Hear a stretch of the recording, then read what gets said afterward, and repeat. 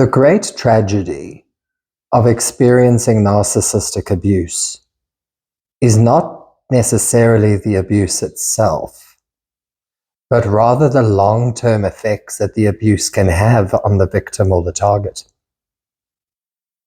Narcissistic people lack a working conscience. They are, after all, narcissistic, which means toxic self-love.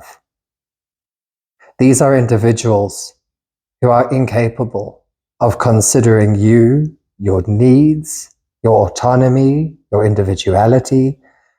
They can't even hear you. They can't receive you. And if you do not know what you are dealing with, you are probably going to play out all of your unprocessed childhood trauma and try to appease, convince, prove your care and your affection to somebody who is utterly incapable of receiving your efforts as efforts. The tragedy of narcissistic abuse is not the abuse itself, but the long-term effects on the target. I have clients who have struggled to find their self-esteem again. Narcissistic people want you to feel as awful as they do. And whether they know it or not, they are affecting us by trying to turn us into a version of them. These are individuals who are committed to misunderstanding you. They are committed to not caring or loving.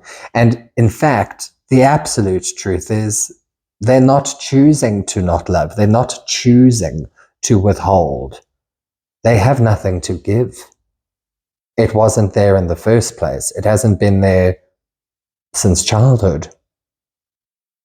Of course, you don't know that. You think you're talking to a mammal because they look like a mammal. You're actually dealing with a reptile and the reptilian brain.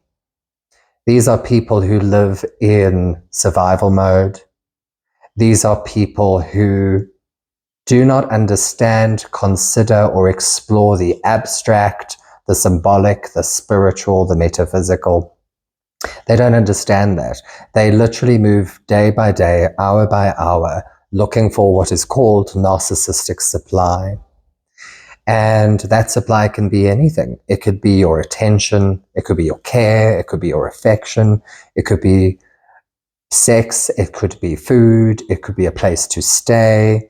But fundamentally, always what they are looking for are outsiders to regulate or to inform the narcissist about how amazing they are, about how godlike they are, about how beautiful or admired they are. Please remember this. Narcissistic people have no core identity. They have no core self. These people are not capable of self-regulating. This is why they externalize everything. And if you do not know what you are dealing with, you are going to pour your heart, your care, your mind, and your time into somebody who doesn't even recognize what you are doing. In fact, they feel quite entitled to it. They would think something is wrong with you because you are not breaking your back in 5 places to please them. Notice how they haven't broken anything in return. The long-term effects on the target are the most tragic. This video is to remind you that you were dealing with somebody who couldn't witness you. And I'm sorry. I'm sorry that this is a pain that you are going through. It is called abuse. And I'm sorry that you are experiencing it. But if I may invite an idea, consider this hell that you are experiencing kind of like a spiritual test. Do I let this predator this snake in the grass? Do I let them take away my joy, my capacity to care and to love?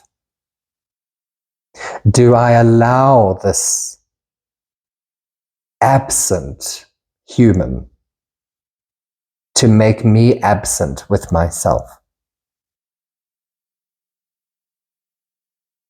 I personally believe that the world is facing a narcissistic mental health crisis.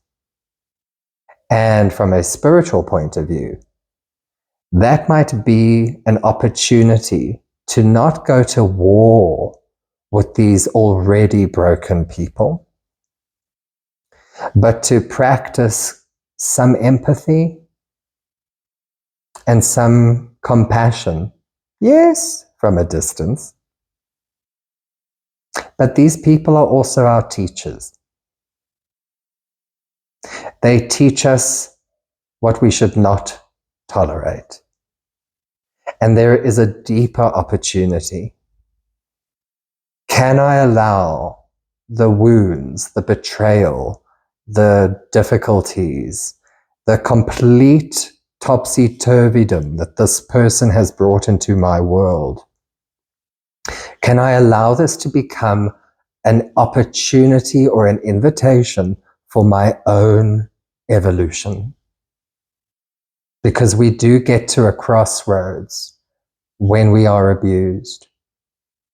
We have one of two choices.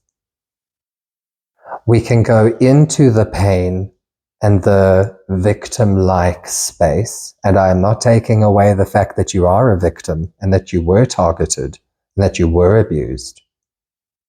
But to go further down that rabbit hole is to surrender and to hand to your abuser the real gem, the real genius.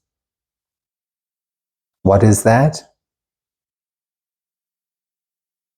That you possess the care, the love, the connection to life that they don't have. That's why they resent you. That's why they targeted you. To try through some strange childlike fantasy that they all have, believing that they couldn't somehow be like you. Of course, it doesn't work. Don't let toxic people make you toxic. Grieve, despair, release the emotion, and bring yourself back to the fundamental, which is, I have, possess, and practice everything that this toxic person is unable to do. I wish you well on your healing journey. This is not something you can do on your own, especially if you have been deeply trauma bonded. Find a coach, find a therapist, find somebody who understands your predicament. If you have family and friends that you are talking to and they do not understand what you are going through, please stop talking to them. Don't let your family and your friends discredit what you are going through. Find somebody who understands, somebody who's ideally had a version of it themselves. Because what you need is compassion, not rage. Don't be like your abuser. They live in rage. Come back to your nature. This is why you were chosen. Come back to your center. Come back to your compassion. Come back to the detail of your life. Find your joy again. It might take some time. That's okay. But choose joy.